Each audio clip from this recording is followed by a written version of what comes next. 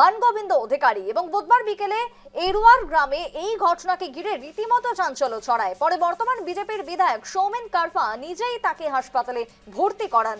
রাজনৈতিক হিংসা প্রতিহিংসার মাঝে এক অনন্য ছবি বা নজির গড়ল বর্ধমান। অভিযোগ ছিল এরুয়ার গ্রামের তৃণমূল কর্মী চন্দন ঠাকুরের বাড়িতে একদল বিজেপি কর্মী হামলা চালায়।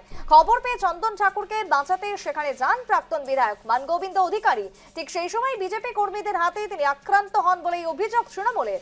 ঘটনার খবর পেয়ে ভাতারের বিজেপির বিধায়ক সৌমেন কারফা সোজা পৌঁছে যান মানগোবিন্দ অধিকারীর বাড়িতে। পরে তিনি নিজের গাড়িতে করে প্রাক্তন বিধায়কের চিকিৎসার জন্য বর্ধমান মেডিকেল কলেজ হাসপাতালে নিয়ে যান। জেলা তৃণমূল কংগ্রেসের সাধারণ সম্পাদক মকবুল ইসলামের অভিযোগ, পরিকল্পিতভাবেই বিজেপির কর্মীরা হামলা চালিয়েছিল, তবে বিজেপির এই দাবি অস্বীকার।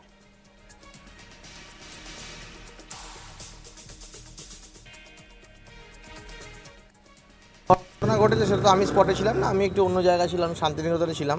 ওখানে একটা বিজয় মিছিলে অংশগ্রহণ করার কথা ছিল।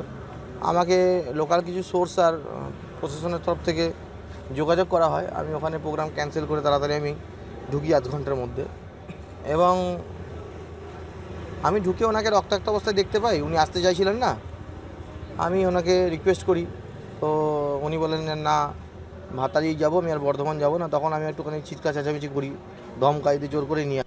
ঘটনা হচ্ছে আমাদের ভাতারের এক্স এমএলএ মানগোবিন্দ অধিকারী, তাকে বিজেপির লোকরা মারধর করেছে। মারধর করার কারণ, তার পাশের বাড়িতেই আমাদের একজন কর্মী চন্দন ঠাকুর, তার বাড়ি হচ্ছে অ্যাটাক হয়, তাকে মারধর করছিল। আমাদের প্রাক্তন এমএলএ মানগোবিন্দ অধিকারী তাকে বাঁচাতে যায় এবং সেও আক্রান্ত হয়। এছাড়া একই সময়ে আরও 4-5টা বাড়ি ওইখানে তার গ্রামে আক্রান্ত হয়েছে।